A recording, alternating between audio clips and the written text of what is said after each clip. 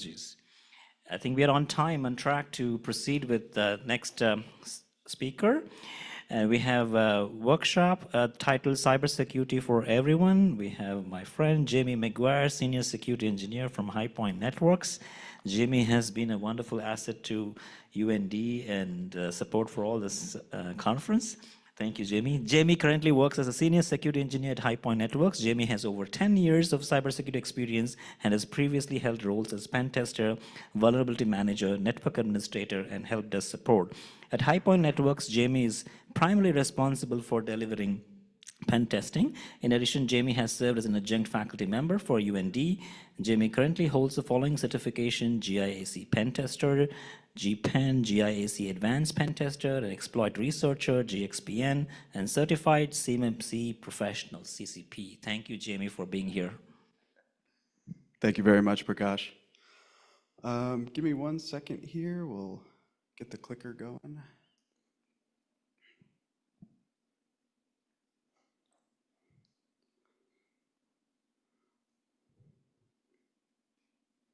Okay, perfect. I think we're good.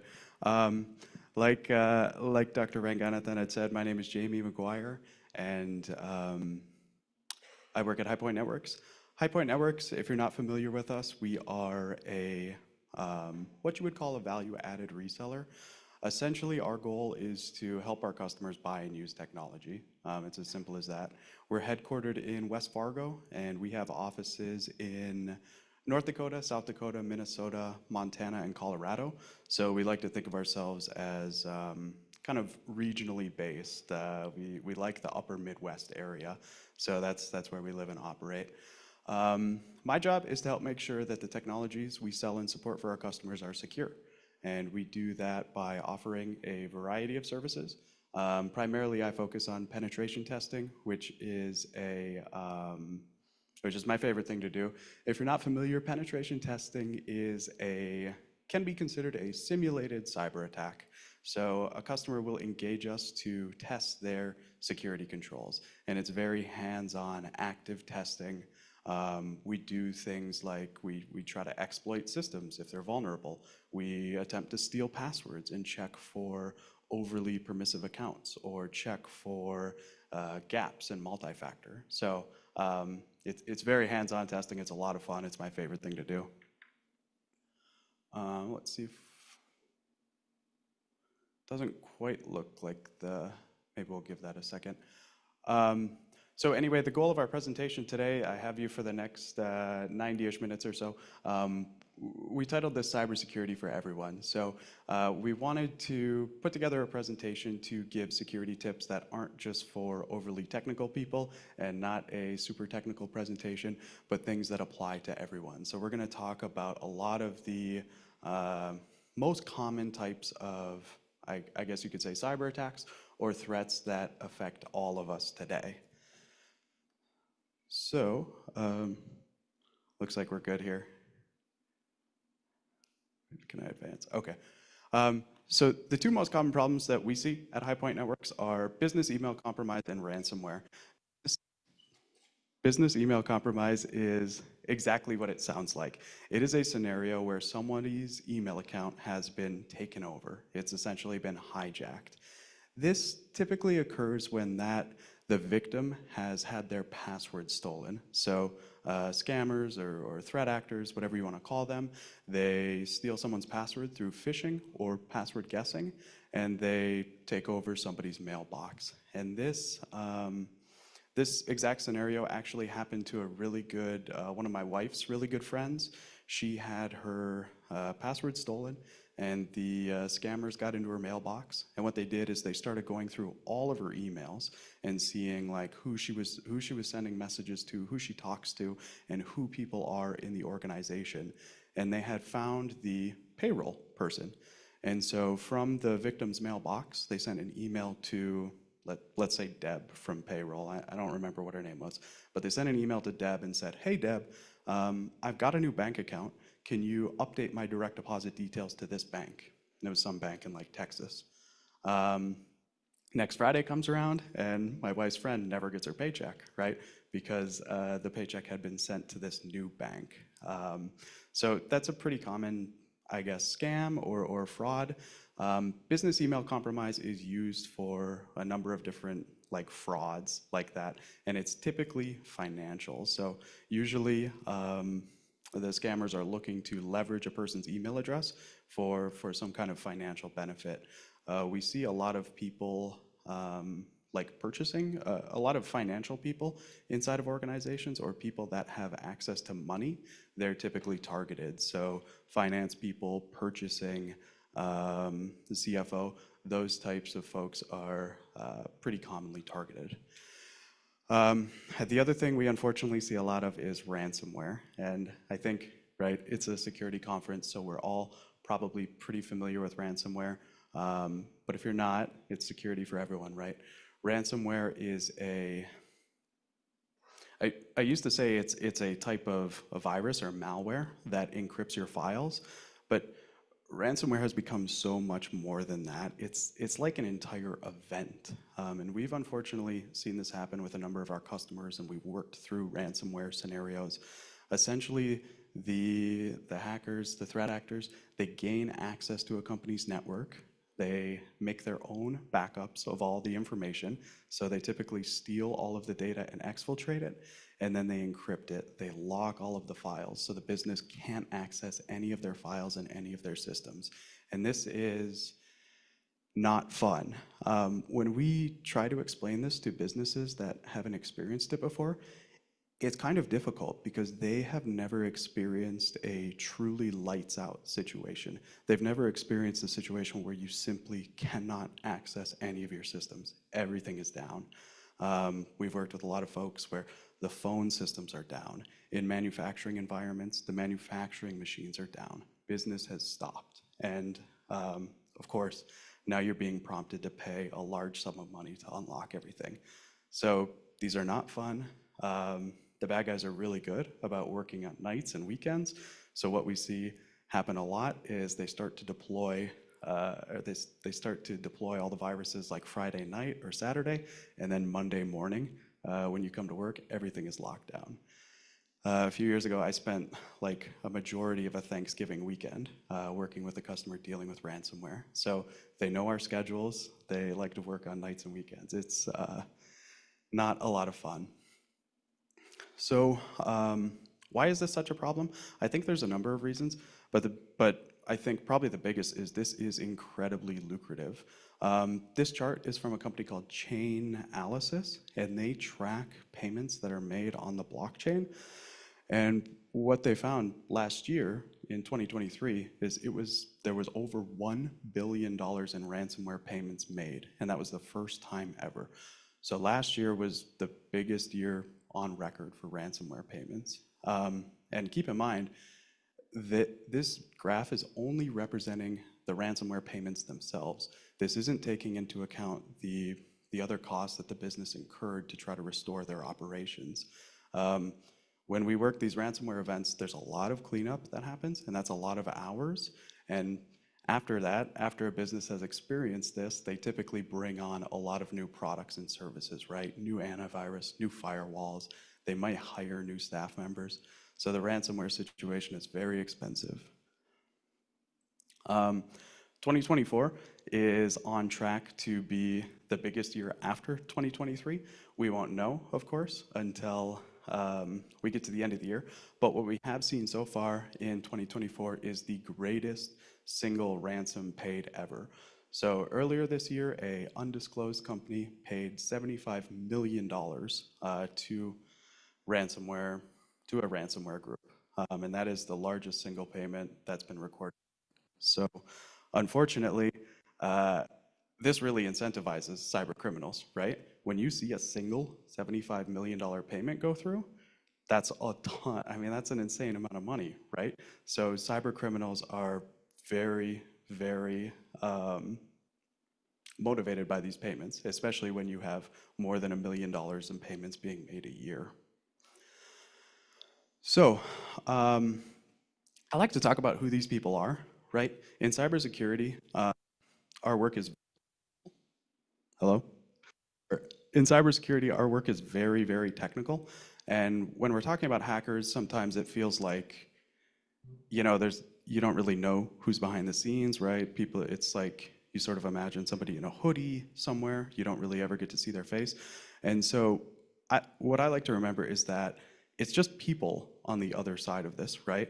There are probably people on the other side of the world, but ultimately it's just people on the other end of this. If you strip away all the technology, it's just people. And so this is a picture of a cyber criminal. His name is Andrei Kolvasky, and he is a Russian cyber criminal, and his cyber gang, they call themselves Evil Corp.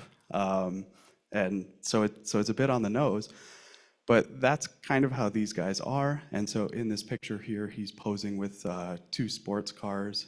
These guys really like expensive cars that they're presumably buying with money they've made through ransomware.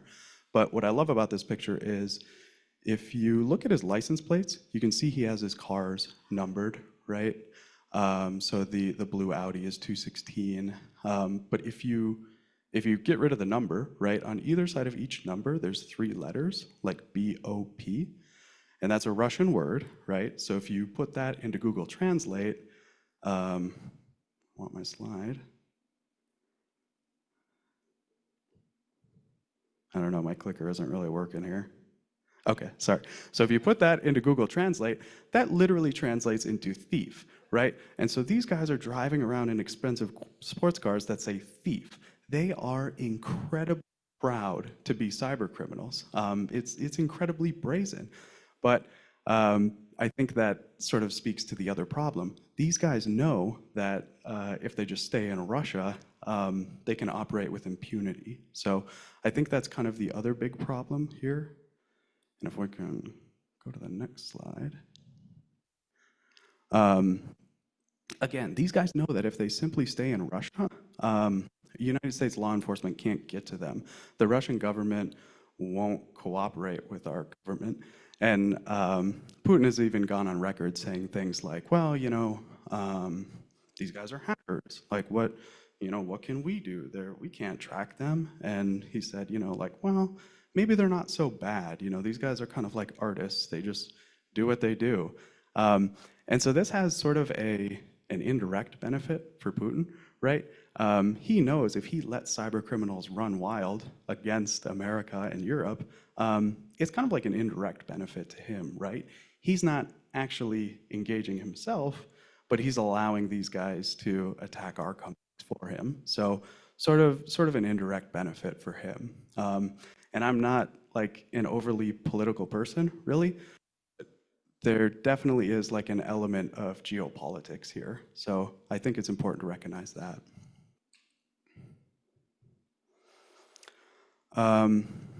So one other point I wanted to make with that, again, these hackers know that if they know that if they can stay in Russia and commit cybercrime as long as they don't target Russian businesses or the Russian government. And we've actually seen, or cybersecurity researchers have seen, they build safeguards into their viruses and malware. So viruses that have been studied, when the malware lands on a computer, the very first thing it does is it checks what the computer's language is set to. And if it sees that it's set to Cyrillic or Russian, Cyrillic is the Russian keyboard, if it sees that that's what the computer is set to, it just deletes itself and backs right off of the system. So these guys know that they're actually setting precautions in their computer viruses. So I think that's really interesting. Skip. Sorry about this.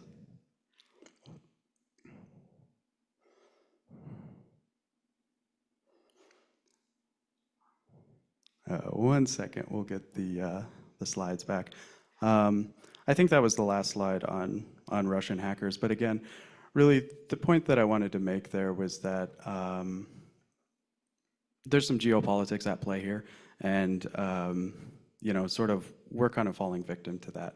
These guys know that they can operate with impunity as long as they stay in Russia. So that can kind of feel hopeless. I don't think it's totally hopeless. Russian cyber criminals have been apprehended, But the trick is law enforcement needs them to leave Russia, right? They have to go to a country that at least cooperates with us. So they get nabbed in like an airport in like Thailand or something like that. Again, not totally hopeless. So this is Maxim Yakubits. He's the boss of Evil Corp. So he's kind of the cyber criminal ringleader, and the FBI knows who he is.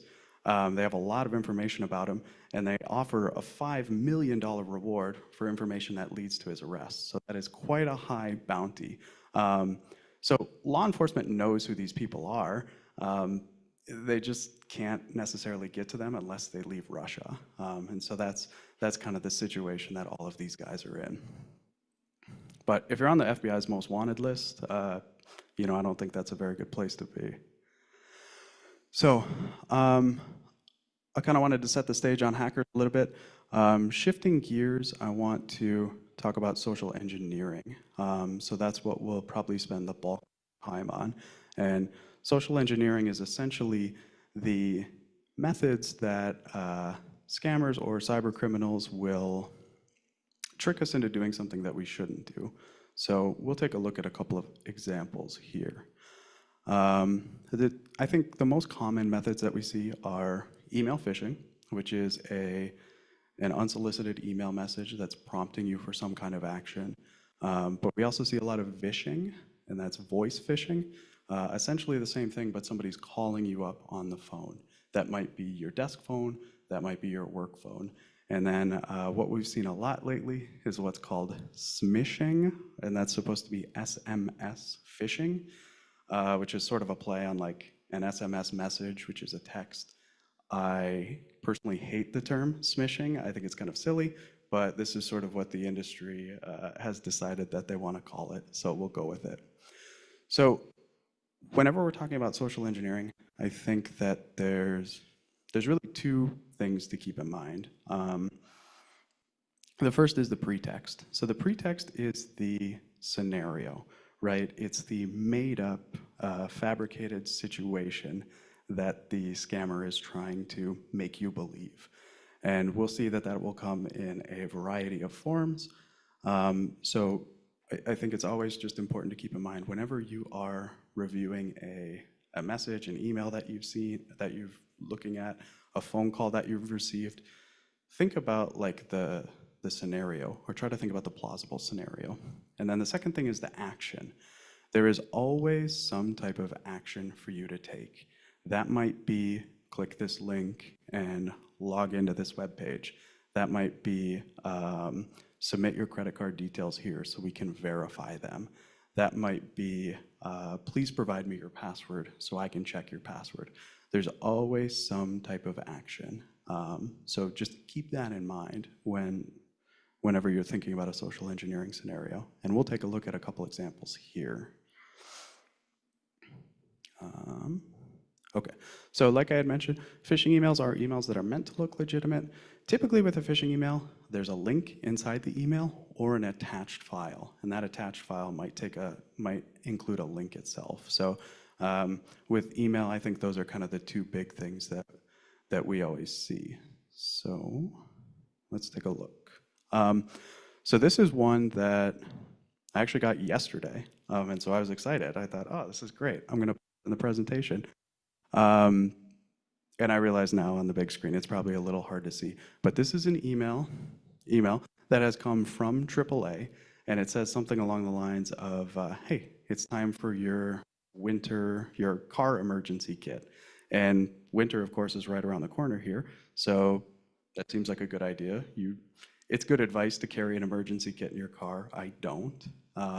So this seems timely, and that's going to be hard to read. But if we analyze, or if we just take a look at the sending address here, which is the first thing we should do whenever we're scrutinizing emails, if we take a look at the sending email address, it's from some random address at gmail.com. So if this was truly coming from AAA, I would expect something at AAA.com, right? It might be like no reply, it might be survey at AAA.com. But some guy's Gmail address, that's suspicious to me. Um, if we look at the link, they want you to click this button, right? And so if you look at the URL on that button, this is where that button is going to take us. And this is not this is not a very easily readable URL, right? So it's kind of a monster. I have a hard time looking at this on a laptop. If you're looking at this on your phone, it's going to be really tough to scrutinize. But what sticks out to me is right in the middle, what catches my eye is I see Amazon, AWS.com. So I know that whatever this web page is, it's on AWS. And I think that's a little tricky, to be honest, because AWS is a legitimate service, right? Many, many websites host content on AWS. So I don't think that is immediately suspicious by itself. Again, AAA is a really big company. So if this email was truly coming from AAA, I would expect the URL to be maybe a little bit more readable. But as it sits right now, I don't know that that's so bad. So if I really want my kit, if I click the link, it does take me to the AWS site, and right away it just starts redirecting me. So there's actually no real content on the AWS site. And it redirects me here. And I was a little disappointed. I got this email like at about 7 a.m., and I didn't get to it until about 1 p.m., and the content was already taken down. So I was like 5 hours too late. So for what that's worth, they responded very quickly. And so what was happening here is there was content on AWS that redirected me to what I think was a compromised site at the time. And it's probably really hard to see, but the URL is like Brian's coffee space.site. So like to me, that sounds like this is Brian's coffee blog. And something had happened to his blog where malicious content was hosted there for a little bit anyway. When I dug into this a little bit, I had found that this is actually a pretty common phishing email that's going around right now. And I found it on a local news site somewhere on the East Coast. And they interviewed a guy who unfortunately went through the entire scam. And so if this content was still up, you would have been led to a survey, right? And the email references a survey for you to fill out. You fill out your survey, and then at the very end, you are prompted for a credit card number to pay for shipping for your free car emergency kit. And there is no car emergency kit, right? They're just stealing your credit card number. So it's a phishing email designed to steal your credit card number. So the pretext, right, is a email from AAA promising a free car emergency kit, and the action is click the link, fill out the survey, and then ultimately enter your credit card number. So really, it's just a scam for stealing a credit card. But overall, I thought the email was really good. I thought the email was really good, and it landed in my mailbox. So it made it through all of Gmail's filtering, which in my experience, Gmail is pretty good. So here's another one that I got, and I received this one about a month ago. And it kind of looks like a invoice, specifically from PayPal. But again, if we look at the sender address, there's some verbiage about like transaction details and a number, but if you look at the actual sender address, it's just a random Gmail account again. So suspicious. I would expect when I've used PayPal in the past, all of their emails come from paypal.com. So that sort of sticks out to me, but I want to advance here. If we look at the bottom of the email, it says it's been scanned by Gmail, so this should be okay. If we look at the attachment, we see what looks like an invoice, right? And it's saying, you spent $222.94, which is a good amount of money. And if you want to dispute this, or if you have any questions about this transaction, call this number here. And so this is what's called a callback scam. So in the past, right, Scammers would simply call us, they would robo-dial you, and they still do that too, but this is a different take on that. Now they're trying to get you to call them. And when you call in asking about this fraudulent transaction, guess what they need to verify it, right? They need your credit card number. Like, oh, yeah, we can verify it. We can get that transaction canceled for you. Just, give me your credit card number and we'll erase that $200 charge. And the truth is, there is no charge, right? They're just trying to get you to call in. So that's something that we've been seeing a lot lately. I think the FTC has made it harder for the robo-dialers to just call everyone. And so they're sort of using this technique. They want you to call them now. So I thought that was pretty interesting. And again, that landed in my mailbox. And historically, Gmail has been pretty good. Can we go to the next? Oh, can we go back one? Sorry. The other point I wanted to make, I'm sure it's really hard to see, except for the people in the front. There's an address at the bottom of the invoice here, and it references a street address in West Brett, Nebraska. There is no West Brett, Nebraska. So it's a completely made-up address in a totally made-up city. I don't know, I just kind of thought that was funny. If you're looking for details to verify invoices, possibly checking the address might be a good step. So we'll move on. This was not a phishing email I got, sadly, but it was that I saw someone on LinkedIn got it. And I was disappointed to not get it because it was really good. So what's happening here is they are receiving an email from DocuSign. And DocuSign is a service that allows you to open and sign documents, right? Typically, if your signature is needed, you can, someone will send that to you. I think I used it for like closing on my house, so it's pretty widely adopted.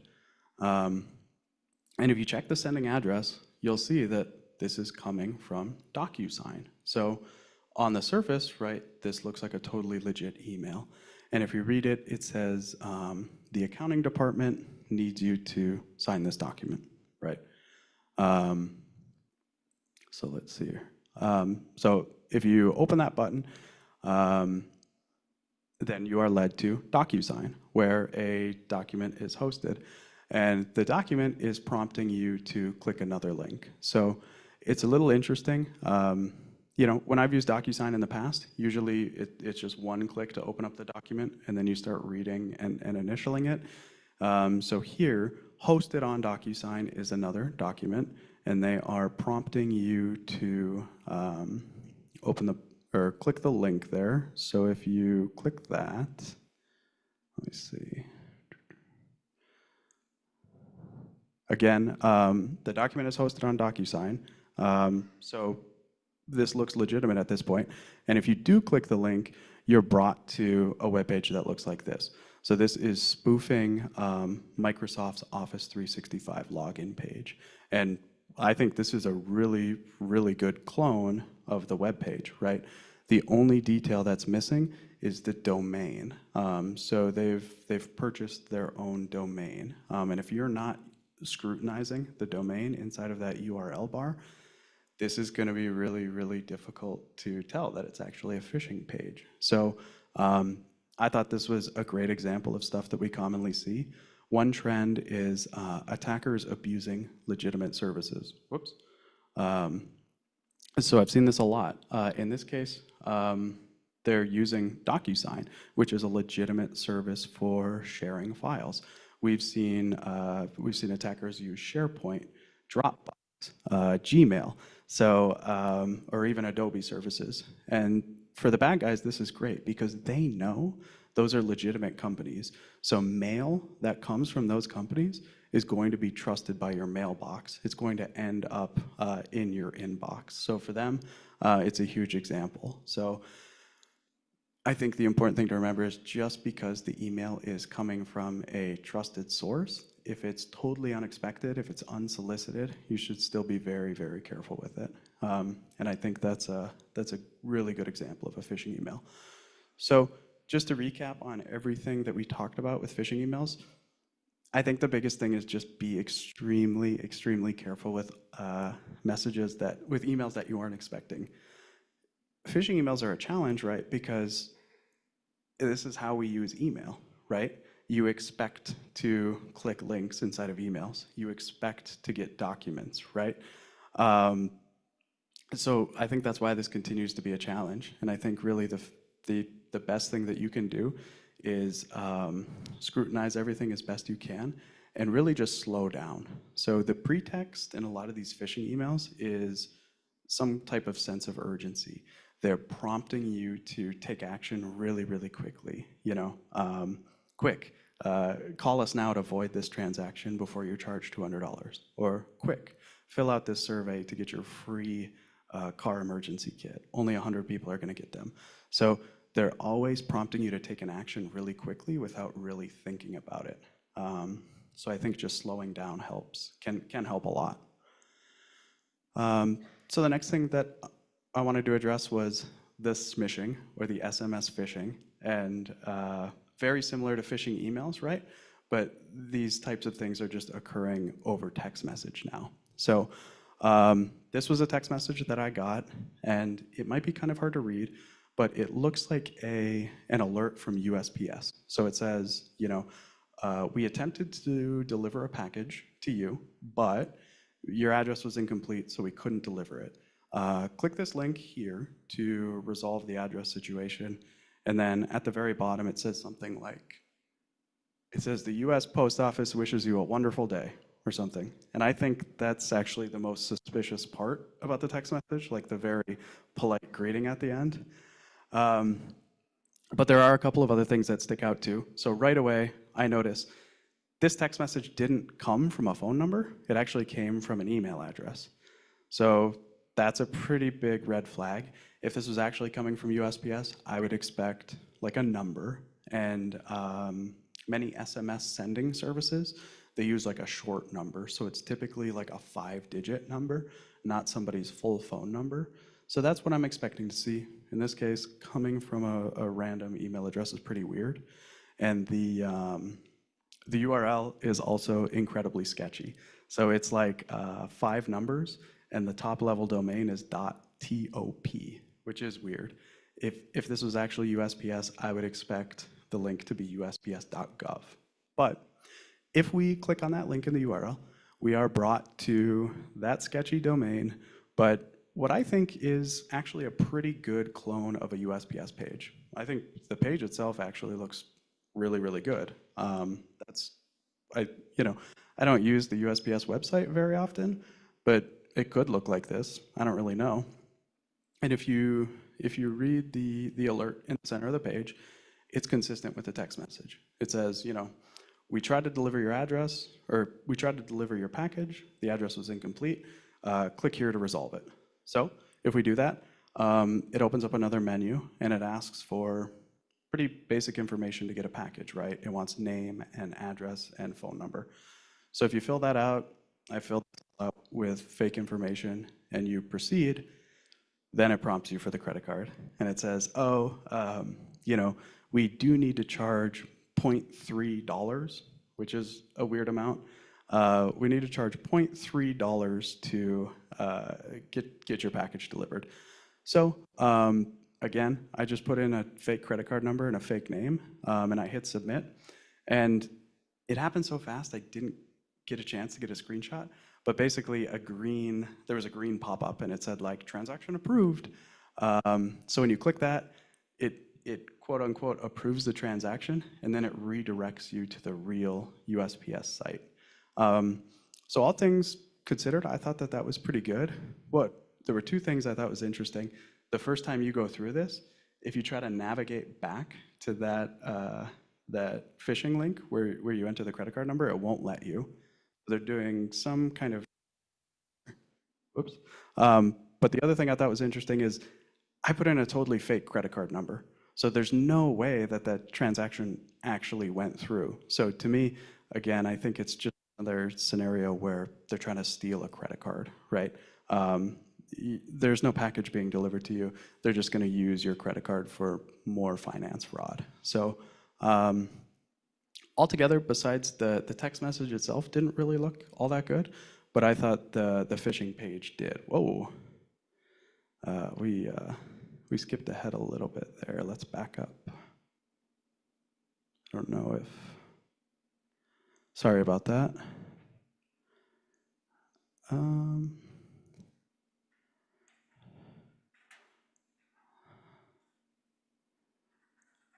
oh, here we go. So, sorry, I don't really know what's going on here. Yeah, go ahead. You had a question?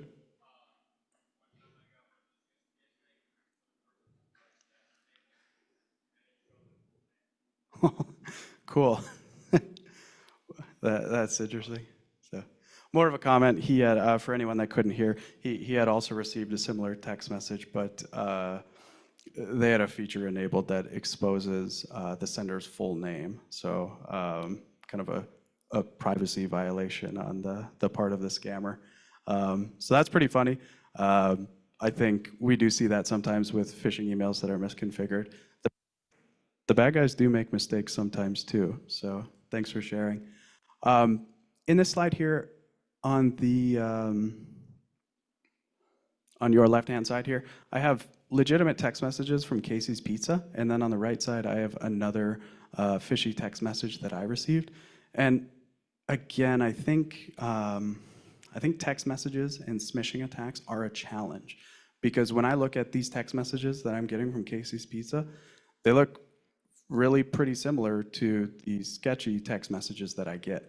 And I think part of the challenge is that Casey's and many legitimate services, they're using URL shorteners, right? So Casey's is using a service called Bitly, and when you look at that URL, you don't really know where that's going to take you, right? And these URL shorteners came about because you used to be limited to 140 characters in a text message, right? So there was a desire to shorten down URLs into less characters. And that's good for sendability, but it makes it a lot harder to actually know where you're going to go. On iPhones, one thing you can do is, and I'm sure many of you have seen this, if you press and hold down on the link or the URL, modern iPhones will preview it for you. So it'll open it up in a smaller window and it'll show you where it's actually going. I don't know if Android phones have an alternative, but in most cases on an iPhone, that's like that's the best thing you can do to kind of see where the URL is going to take you. So I think it's important just to be mindful of the text messages that you're expecting to receive. This is another example, and this is one that we see at work. Like we see this happen at High Point Networks all the time to our people, and we see this happen with a lot of our customers as well. I'll receive a text message and it'll say something like, "Hi Jamie, this is Tom. Tom's our CEO at High Point Networks." And he's like, "Can you do something for me?"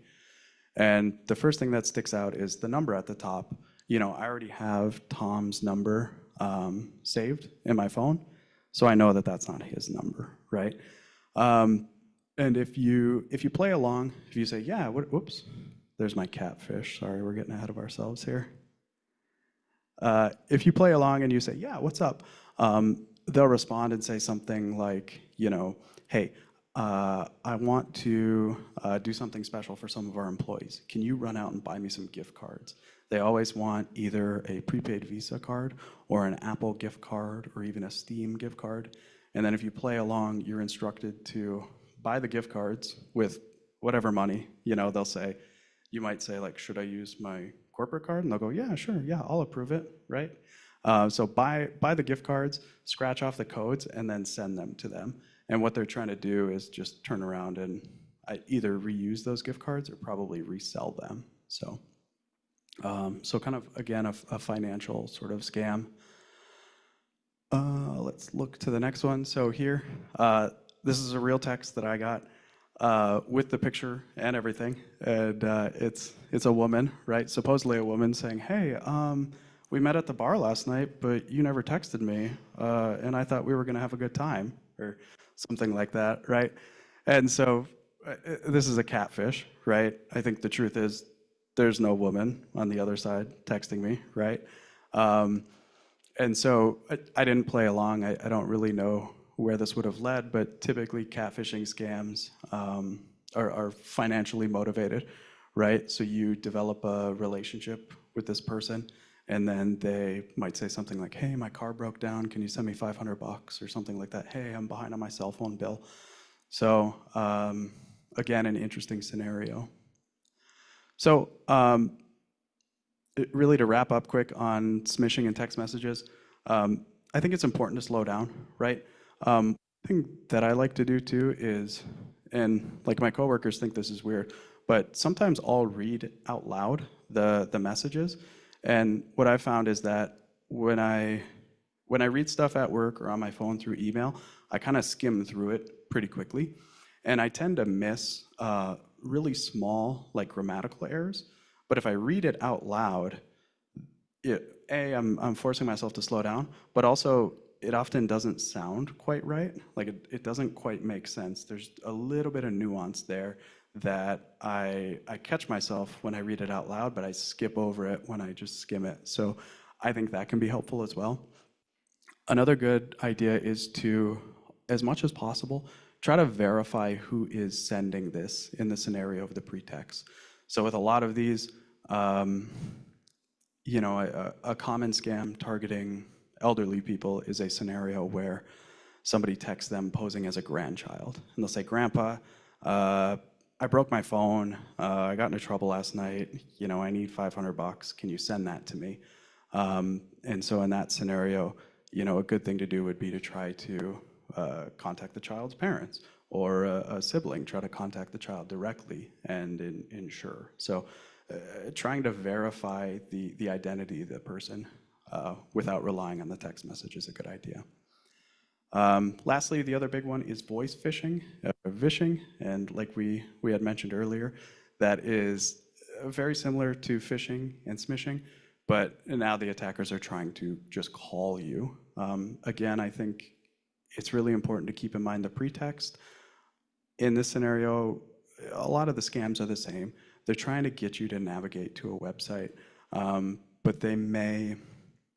I spoke with a couple 2 weeks ago at a presentation I did, and they had told me that they had received a phone call, and the scammers were posing as Microsoft tech support.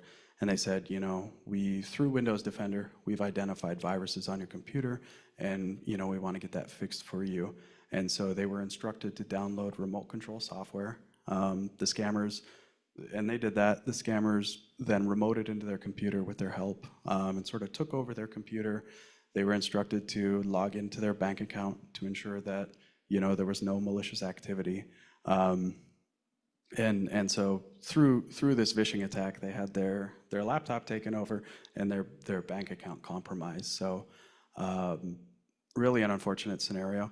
Again, I think the most important thing to do in something like this is just slow down and verify with someone. Keep in mind the pretext.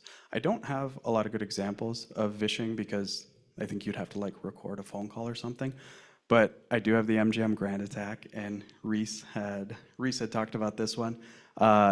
This is a fascinating attack, and it started with a voice phishing attack. What the threat actors did was they combed LinkedIn and identified the names and email addresses of employees.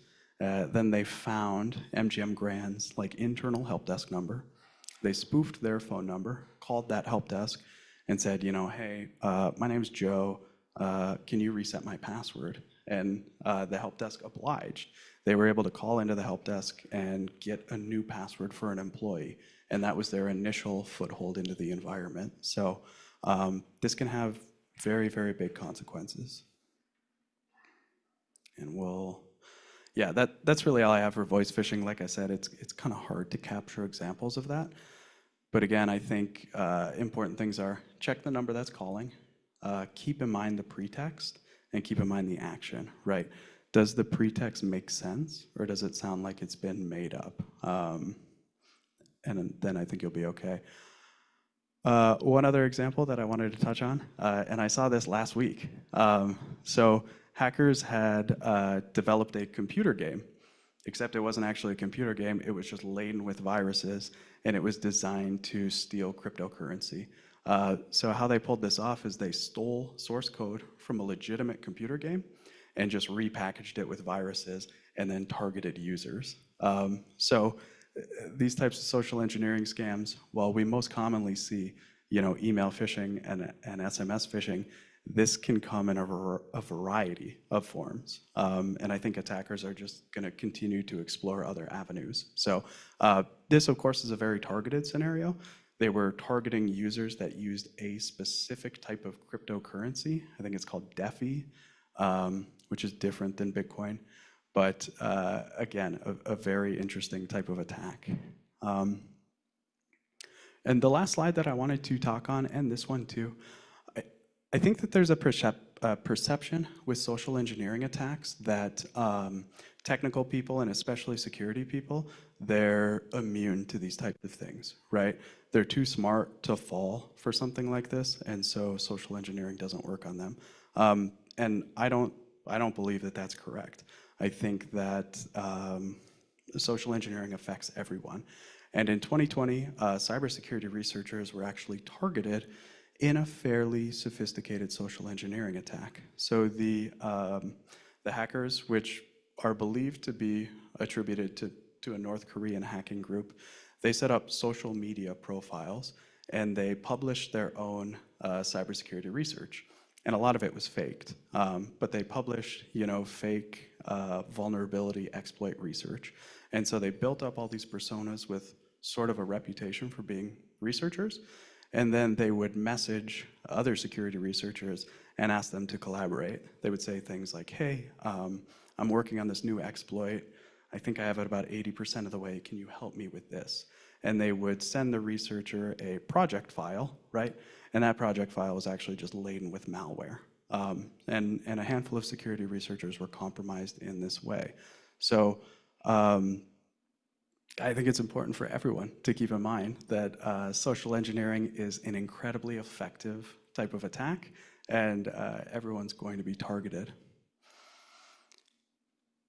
So I think that is all we had. Yeah, I got a little bit ahead of myself here, but again, I think social engineering is the biggest type of risk that we see for everyone, and it's relying on you taking some kind of action, right?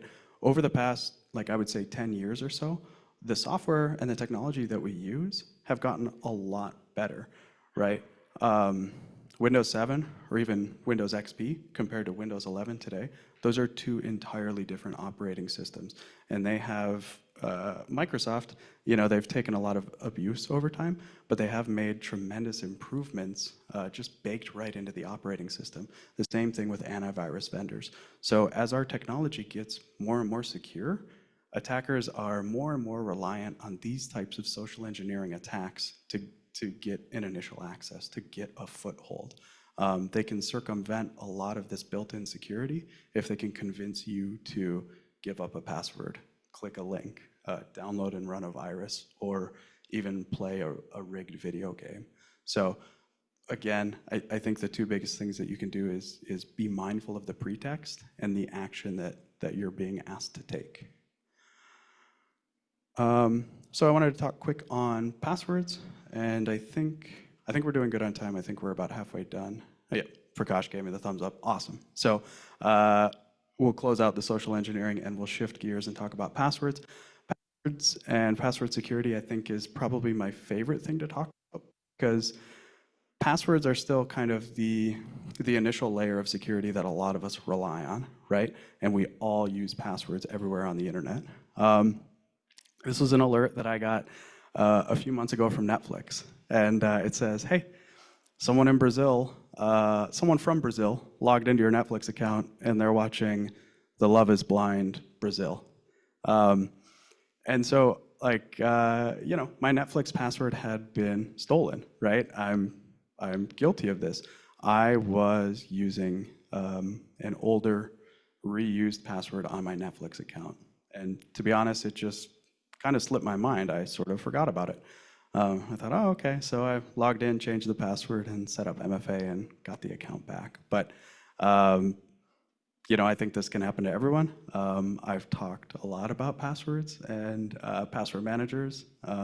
And still, even some of this stuff slips my mind. So, oh wow. Well, I don't know what happened there, but maybe we can get the slides back in a sec. Let me try to remember where we were going with the password talk. So I think that there's probably 3 or 4 main problems that we have with passwords. The first is password reuse, right? A lot of folks historically, they have a password that they like and they continue to use it. They reuse that password across a number of different services. And the more that a password gets reused, the more it's exposed, the more it's at risk to some type of data breach. Another big issue is just not configuring multi-factor authentication. So, oh, here we go, perfect. Yeah, so not configuring multi-factor authentication. So in a scenario where our password does become compromised, if there's no multi-factor in place, then the cyber criminals, the scammers, they can just take control of our accounts. And there are a lot of passwords exposed. Oops. We'll go back. This is just a handful of password breaches. This is not an exhaustive list. But the point that I wanted to illustrate is there are billions of passwords that have been exposed in various password breaches. There's a lot out there. And, you know, I'm in many of these. I think the only one, I've never used Yahoo, so I'm not in that one. But I have credentials exposed in like a majority of these password breaches, and I'm guessing most of us do too. The cyber criminals take those passwords from all of these breaches. They either purchase them or they've stolen them themselves, or they're shared publicly, and they combine them into what is called a combo list. And a combo list is just a collection of stolen credentials, email addresses, and passwords. And with that, the attackers perform what is called a credential stuffing attack. So they take this long list of stolen usernames and passwords, and they feed those into various services like Spotify or Netflix or Disney Plus, and they're just checking to see which accounts work. When they identify an account that works, then they typically sell access to that account. So there's an underground market for buying and selling stolen accounts. And different accounts have different costs associated with them. Like a Spotify premium account is worth, you know, a few dollars, but a PayPal account with a balance in it is worth a lot more. So there's a whole kind of underground ecosystem for using and abusing stolen credentials. So we have one combo list that we use for our penetration testing. It has about 2 billion records in it. And to give you some idea of the size, it's roughly a 61 gigabyte text file. So it's an enormous text file. So if you think about like a paper you've typed up in Microsoft Word, that would maybe be like maybe around 5 megabytes, maybe 10 if it's a really big paper. This is 61 gigs and it's only text. So it's an enormous file of breached credentials. I just took 20 records at random out of here, just to give you an idea of what it looks like.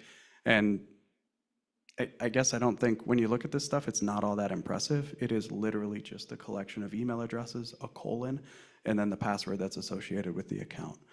And if you look at these, some of these are not very good passwords, right? So in this case, like this person's password was champagne. That's a pretty lame password. There's no capitalization, there's no numbers. This one I like. This is one that we see kind of fairly often. So it's like 1 QAZ, 2, I guess I can't quite read it, but I think at a first glance, if you look at that, you think like, oh, it's not a bad password, right? It kind of looks like a random string, but it's actually a keyboard walk, right? If you think about where the keys are laid out on the keyboard, 1 QAZ, 2, and then so on down, and 3, and so on down, you know, the user is just raking their finger down the keyboard. And so I like that example because that type of password will sometimes satisfy security requirements, right? And automated password checkers might say like, yeah, that's a great password. But the reality is if you know how users create passwords, that's a pretty predictable password. That's an easy password to guess. And the last one here, this is a pretty common example that we see. So when viewing users' passwords during penetration tests, fairly often you'll see like a first name paired with a number. So it might be spouse's name and a number, might be kid's name and a number. That's a pretty common pattern. So all of these things, kind of looking at the way that users create their passwords, sort of leads you to what might be predictable passwords. If you can understand if users are using a certain type of pattern, you may be able to predict what their password is right now or what their next password is going to be. You don't even have to use combo lists. So this is a website called Dehashed, and this isn't even like a darknet website. This is just a website you can browse to, and they charge a subscription service and allow you to buy access to stolen passwords. It's about $200 a year, and they accept credit cards, which is actually kind of rare for these. A lot of these services will only take Bitcoin because it's kind of legally gray. So yeah, I'm not really sure how they're skirting that. But anyway, you can navigate to the website, and if I search for High Point Networks, I see that I get 88 records right away, and you can just pick and choose. So in this case, I did redact the password, but that's tom@highpointnetworks.com, and a password for his account. And again, Tom is our founder and CEO. So there are potentially 87 other passwords that I can use. And this is exactly the type of test that we conduct on our penetration tests. So when we work with a target organization, we will pull a list of compromised credentials, and we'll try those against all of the services that they have. We'll try that against the VPN. We'll try that against Office 365, any applications, and we're testing for breach credentials. Again, running the credential stuffing attack, just like the bad guys. So I already mentioned this as a problem. I think the best thing that you can do to protect your accounts right away is configure some type of multi-factor authentication. That can be a text message sent to you, or you can use an app. I prefer to use the app because it's a little bit more convenient. When you have an application configured and you try to log in, you'll get a push notification to your phone, and it'll say, are you trying to log in? Yes, no, and then you hit yes, and you're signed in. So again, the thing with multi-factor is you sign in with username and password, and then the third factor is either something that you have, which would be like a token, an app on your phone, or we like to say it's something that you are, right? And that might be like facial recognition. So iPhones, for example, they have a lot of the facial recognition just built into them now, which is pretty nice. You can just look at your phone to unlock it. So I think that's a good idea, just configuring your accounts to require some type of third factor. That way, even if you do have a password that's exposed in a data breach somewhere, without the third factor, your account can't be compromised. And so it really reduces a lot of the risk. Another good idea, I just creating stronger passwords, right? So my dog's name is Frank, and if I was gonna create a password on his name, I might use the password like Frank with a capital F and then like 21 exclamation. And that's 8 characters. It has uppercase, it has lowercase, it has numbers, and it has a special character. So by the traditional password guidance, that's a totally strong password, right? That would satisfy a lot of very, very basic password requirements. But that's also pretty easy to crack. That's pretty easy to guess. So like a better password would be something more like a passphrase, right? Try to string multiple words together. So something like walk Frank twice a day is a good reminder for me, but also a much stronger password. And on many systems, the spacebar will count as a special character. So I know that works on Windows systems. On websites, it's hit or miss, but I like to think of a password just as typing out a sentence, and that will make your passwords much more difficult to guess and much, much harder to crack. So stronger passwords are a good idea. The other good thing to use, or another good idea, would be to leverage something like a password, or to leverage a password manager. And password managers make it very, very easy to create unique, strong passwords for every website that you use. And so what this looks like is We rolled out 1Password at High Point Network, so everybody gets a 1Password account. And this is a look inside of a demo vault I set up. And so 1Password, if it sees that I have a weak or lame password set up in the password vault, it'll say, hey, that's a weak password. You should update that to something better. And if I do go to create a new password, it has a create password button. It will create me something like this, right? Just a long random string of letters and possibly numbers. And to be honest, right, that is not a very nice password to sit and type in, right?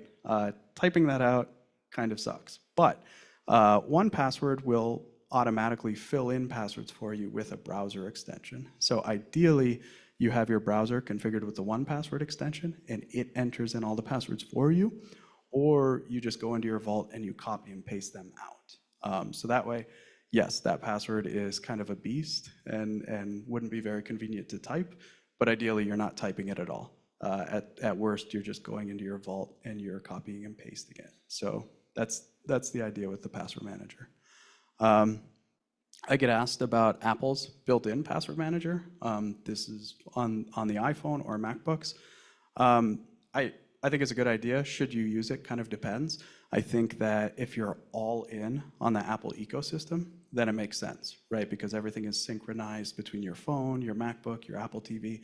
For me, I kind of operate in sort of a mixed ecosystem, I guess, right? So I have my Windows work laptop, I have my Windows home machine, I have a few Linux VMs, and I have my iPhone.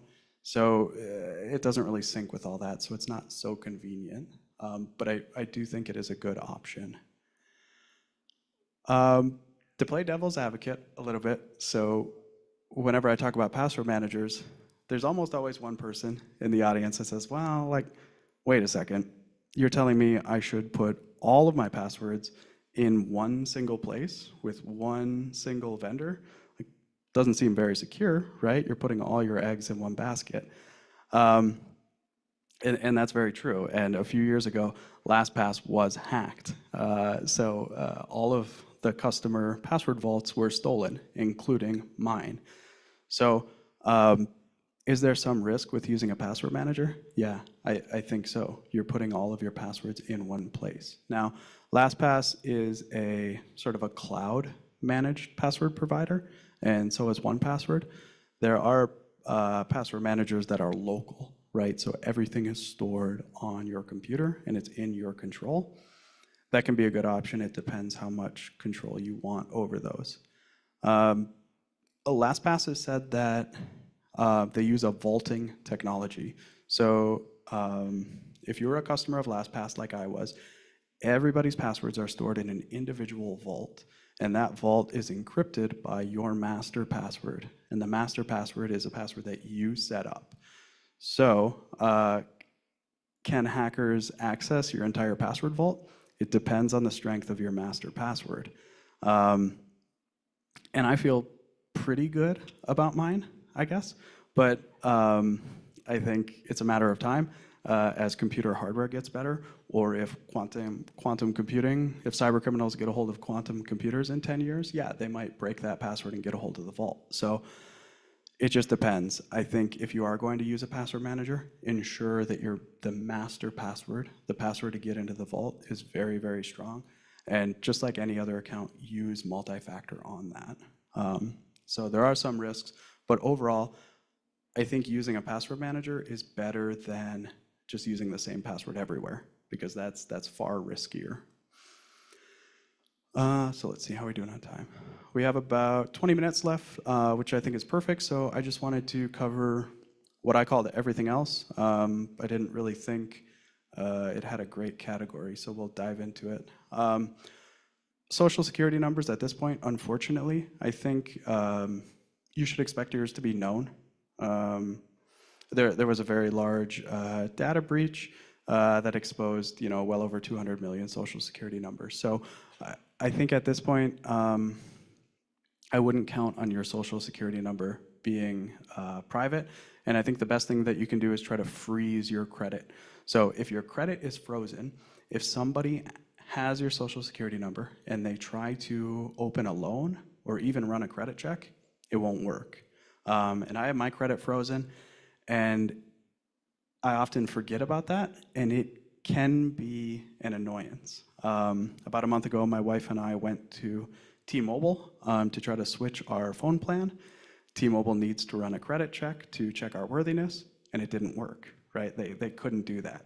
We had to quickly go in and unfreeze our credit on all three of the credit agencies. So it can be a bit of a hindrance, but it definitely does work. If your credit is frozen, that prevents anyone, including you, from opening a new line of credit in your name. And scenarios where people have had their identities stolen and they've had their credit damaged, but cyber criminals have just taken out massive loans in their name, cashed them out, and never paid them back.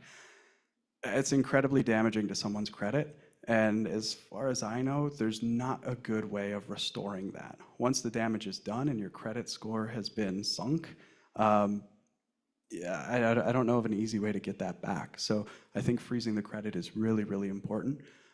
With all these data breaches, they usually offer free credit monitoring. So the organization will say, sorry, all of your data was stolen. We can give you a year of credit monitoring. I think it's a good idea to take advantage of that. It certainly can't hurt. And that can give you a little bit more insight into your credit. Social media usage, I wanted to talk a little bit about, but I don't think that I am the right person to speak on this because I don't use a lot of social media.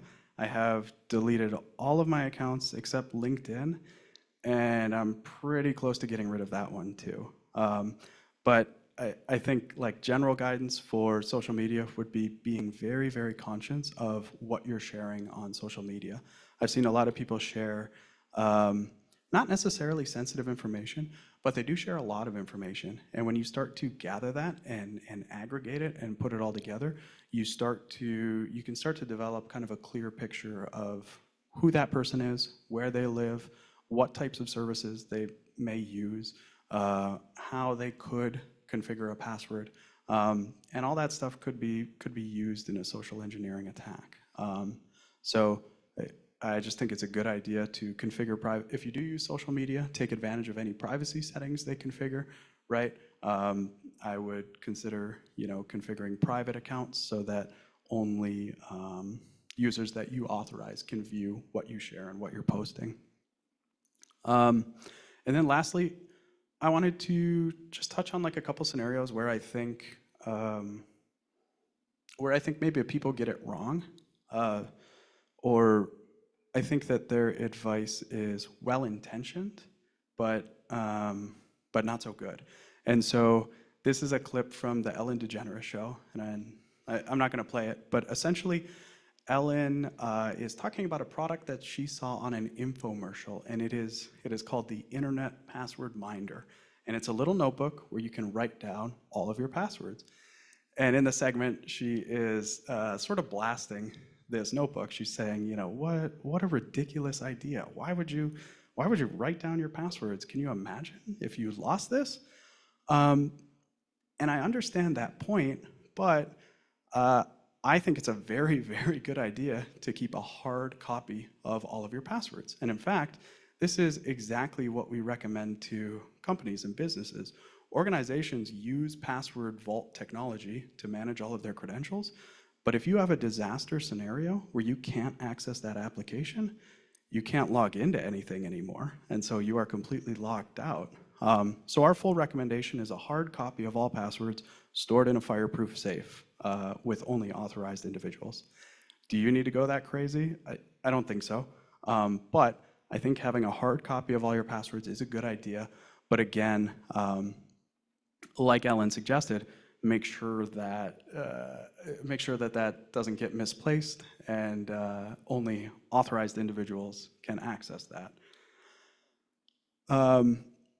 The other thing I wanted to talk about was this idea of juice jacking. So the FBI issued an alert warning against juice jacking, and they said that if you plug your phone into a public USB port to charge, malware could infect your phone, right? If you see a USB port at an airport, that could be an easy way to compromise your phone. And this is interesting, and a few people pointed out that there have been no valid instances, or there have been no instances of anybody compromised through one of these juice jacking attacks reported ever. The FTC has no record of this actually happening. This type of attack was originally shown as a proof of concept in 2011, and since then, modern iPhones and Androids have built-in protections for this. If you, and you've probably seen this, if you plug your phone into a computer with a USB cord, you'll get a pop-up and it'll ask you, like, do you wish to enable data transfer? Yes, no. And you can hit no, and your phone will just charge. So I thought it was an interesting alert because any modern phone has built-in protections against this kind of thing, and there have been no reported instances. And the fix that they suggested, of course, is to buy one of these little devices. So this is a little USB protector, and it does not allow a data connection. It only allows power over USB. So it doesn't support a data transfer. So they said if you buy one of these little gadgets, then you can safely use any USB port. And to me, it feels like selling a solution for a problem that doesn't really exist, or at least isn't very probable. So yeah, I got a little bit ahead of myself there, but yeah, that's the kind of the juice jacking slide. I think the thing to consider with a lot of what we talked about today is consider what's possible versus what's probable, right? And so our juice jacking attack, it is possible. It was demonstrated in 2011 as something that could happen, but it's not totally probable. And it's very easy to protect yourself against, right? Just don't plug your phone into a public USB port. And if you do need to charge your phone at an airport, bring your own cable and bring your own little power brick, and you're fine. So I found it interesting that this warranted an alert from the FBI. To play devil's advocate, though, a little bit, this is called the OMG cable, and this is a cable that can perform a juice jacking attack. So it looks just like an iPhone cable. You can buy it in a few different formats if you want the USB Type-C, and it is essentially, small computing hardware built right into the cable, and that can execute a juice jacking attack, but it's $180. So it's possible, but again, does it seem likely that people are going to be leaving, nearly $200 cables laying around? I don't know. So something to consider. The last thing that I wanted to touch on was AI a little bit. I think that AI and deepfaking technology is probably going to make we're going to see more of these types of social engineering attacks leveraging this stuff. A really interesting AI, I guess, not event, but something that happened earlier this year that I found really interesting was a group of comedians trained an AI model on George Carlin's voice. And George Carlin is a stand-up comedian who had passed away a few years ago, so he's no longer alive. But they trained an AI model to mimic his voice, and initially they said that the AI model also wrote all of the jokes, and then later they stepped back and they said, well, we gave it the script, and the AI just said the script. And I listened to this because I've listened to George Carlin stuff before, and to me, there's no video, right? It's just audio, but listening to that, I found it to be very convincing. I thought it sounded a lot like George Carlin. Not necessarily the content of the jokes, but his voice. I thought it did a very good job of his voice. And so I thought, that's really interesting. I think as this technology gets better, we will probably see more of that used in social engineering attacks. Of course, George Carlin's estate sued these guys because they said, we never authorized you to build an AI model using his voice. And there was some back and forth, and I don't quite know where that ever ended up. But I did think that was really interesting. So I think this deepfake technology is probably going to make the social engineering worse. I think fraud we're probably going to see more of too. So this happened earlier this year. A group of schemers, I guess, they defrauded Spotify of, I think, just over $10 million. And so what they did is they used AI to create a fake band or create fake songs for a fake band. And then they used AI and bots to create fake listeners to listen to those fake songs. And Spotify pays bands a royalty based on the number of listens that a band gets, based on how many times a song is streamed. So it was the same group of people controlling all the listeners and the band and the songs. And overall, they collected about 10 million in completely fake or illegitimate streams. So I think we'll continue to see that kind of thing. I think that the AI technology allowed them to automate an attack that previously I think would have been very manual, right? Going through all the effort of manually creating fake content and then manually listening to it would have been quite cumbersome, but the AI allowed them to do that pretty quickly. So we'll wrap up here. I did want to share a few resources. At the top, one of my favorite websites is called haveibeenpwned.com. It's kind of a funny name, but it's ran by a security researcher. His name's Troy Hunt. And what he does is he also collects all of these data breaches, and he allows you to search for yourself for free. So you can navigate to his website, you can type in your email address, and he'll show you what data breaches your email address has been in. He also allows you to search for breached passwords. And I don't know if I'd recommend doing that. I don't think I would ever recommend just taking your password and typing it into any website to check it. Now, with that said, I do think his site is legitimate, but I still don't think I'd recommend that. If you have a suspicion that your password is breached, I would change it first and then go back and check it out of curiosity. But it works really well for email addresses. And then I think as most of us know, the state of North Dakota through EduTech also offers free IT and security courses for any citizen to take advantage of. So I think those are pretty good. So we're good on time here. So just quick in summary, I think we talked about a lot today, but I think the most important thing is to consider, what's probable versus what's probable. And when you're dealing with a social engineering scenario, always consider the pretext and the action. What is the scenario here and what am I being asked to do? And then just kind of slow down, maybe read the message out loud, maybe get a second pair of eyes on it. And I think that can go a long way in protecting you. So we'll leave a few minutes for questions here. And thanks everyone. Thank you, Jamie. Questions? We have more time to have Q&A. Yeah, questions, please. Let's see. Hold on, let me give a mic to you so that others can. Kareem, is going there. I was just curious if you knew how they discovered the Spotify AI fraud. Yeah, good question. I'm not sure. I read an article. I heard about it in the New York Times, and I can't remember if I think it was maybe an internal investigation in Spotify themselves.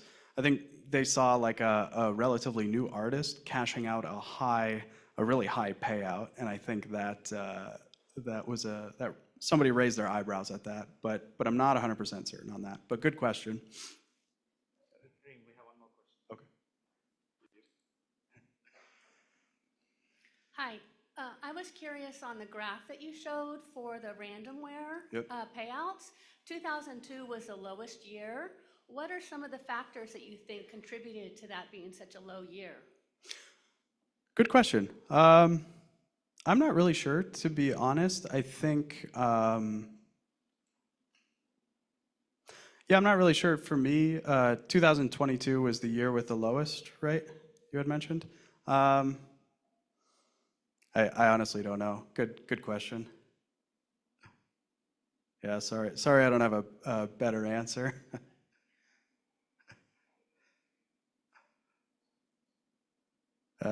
Any other questions before we wrap up? Yeah, I've witnessed a like an attack where people will go on Facebook and create a fake account that looks like, you know, a family member and try to solicit. Is there a specific name for that type of attack? Yeah, I think you'd call that like impersonation. So you know, somebody is being impersonated, and they're relying on the fact that you know that person to establish a connection. Has anyone seen on Netflix the Sweet Bobby documentary lately? That came out about 2 weeks ago. So that's really interesting. That's an impersonation scenario that kind of led to a catfishing. So very cool. So you're a pen tester, right? So we have a lot of students here. And so what do you recommend to become a good pen tester? So that's a good question. What do I recommend to become a good penetration tester? Obviously, there's a lot of technical skills involved, and platforms like TryHackMe and HackTheBox are pretty good for dialing that in. And of course, we have the CTF today, so CTFs are a good resource. But I think it's really important not to get weighed down in the technical details too much, because a lot of being a penetration tester is communication. And so the soft skills really go a long way. For every penetration test that we do, I create a report. The report is the deliverable. And then we have a meeting. We have a meeting, well, we have a minimum of 2 meetings. There's one meeting with the client to kick off the pen test, and there's one to close it out, where the client can ask any question they want about the test, and we try to answer it. So, you know, one thing that I've really tried to improve on are the soft skills. You're going to have meetings and you're going to be interacting with the client directly. Penetration testing can be messy sometimes, right? You know, you can accidentally take down a system. You can knock over a server. You're probably going to generate alerts during the test. And so there's going to be a lot of communication back and forth between you and the client. So I think the soft skills are also really important. Good question. One more. I know that we get a lot of these questions. So what are those entry-level cybersecurity certification that you recommend for people who are looking at cybersecurity to get certified? You know, what are your first thing that you advise for people? Oh, I like cybersecurity. I don't know, it's still a lot of things, but I want to be recognized, but I need that badge, you know, and that gives some credibility. So what is your advice for whether it's high school or college kids, you know, whatever? Yeah, good question. So certifications are hard. I mean, it's kind of a hard, I guess it's an interesting topic is what I mean to say. Right now, inside of the security industry, there's a lot of changing up around certifications. But I think good options are whatever is available to you. So some certifications can be extremely expensive and would be pretty cost prohibitive for students. But if you have an advantage to pursue something like EC Council's Certified Ethical Hacker, I think that's a good option to demonstrate a good understanding of offensive skills. SANS, they're kind of like the big name in cybersecurity training, but they're incredibly expensive. You know, one SANS class plus a certification could cost upwards of like $9,000. So that's very much out of the reach of a student. They do offer scholarship programs for students, so that would be something to consider, and you can get those at a discounted price. So that would be a good option. And kind of a new one, or a new smaller company starting out is called like TCM. I think that stands for The Cyber Mentor. They have some entry-level penetration testing certificates that seem to be pretty well regarded. I haven't personally checked out their content, but it seems to be pretty good, and they seem to be pretty well regarded. So I think that would be worth looking into as well. Good question. One more. Other than CARS conference, what are the conferences that you would recommend for people to go to? Yeah, good question. I would say it depends on your travel. So the Dakota State folks, they also put on a really good conference called DakotaCon. That's down in Madison, South Dakota. NDSU puts on a conference as well. They also host a B-Sides Fargo. B-Sides is much more, or it tends to be more information security and kind of hacker conference focused. So that's really good. I myself, I prefer the smaller conferences. Of course, like the DEF CON in Vegas is very big, and that's very popular. But for me personally, I've found that to be like overwhelmingly large, to the point where it's kind of hard to do some of the things that you want to do. They have a lot of cool things that are there, but there's so many people that it can be kind of hard to get access to. So I like the smaller, more local conferences. Good question. Any other questions? Yes.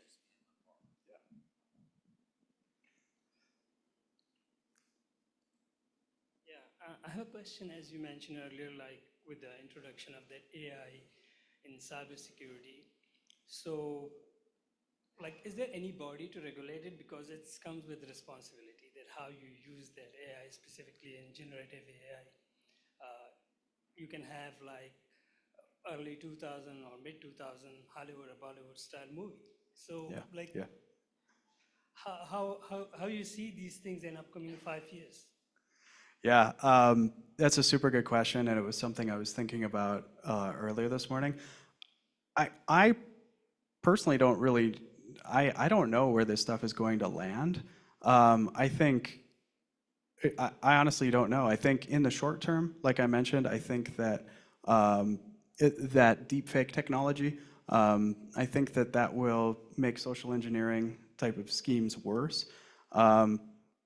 So that's sort of an application I've seen, and I think that the fraud and unfortunately, like a lot of artists are kind of getting ripped off by AI models that are taking their work. But I don't know of any good, or I guess I don't know of a like an oversight or a regulation that's happened yet. But I do think we probably should have something. But yeah, I don't know. It's exciting, but I don't quite know where it's going to end up yet. Yeah. Any other questions before we wrap up? I do have one question myself. So recently, as you have mentioned the voice phishing thing, so I have experienced like past few months ago, I have been getting calls from different numbers, and when answered, nobody says nothing. So when I read it online, it says that they have been trying to record your voice or something. So is there some AI running on the back end that's trying to replicate my voice for some stuff? Yeah, I'm not sure. So that is interesting. So I think the idea there is that in order to train these AI models to mimic a voice, you have to give them a lot of content, right? Sometimes hundreds of hours of content. So it seems like, to me, where the technology is right now, they would need more than just you saying hello. But maybe that could be recorded and replayed. Yeah, honestly, I'm not too sure. There are a lot of things going on that too. Yeah, thank you. We don't know the answers. But any other questions? If not, let's thank the speaker, Jamie McGuire, for his contribution.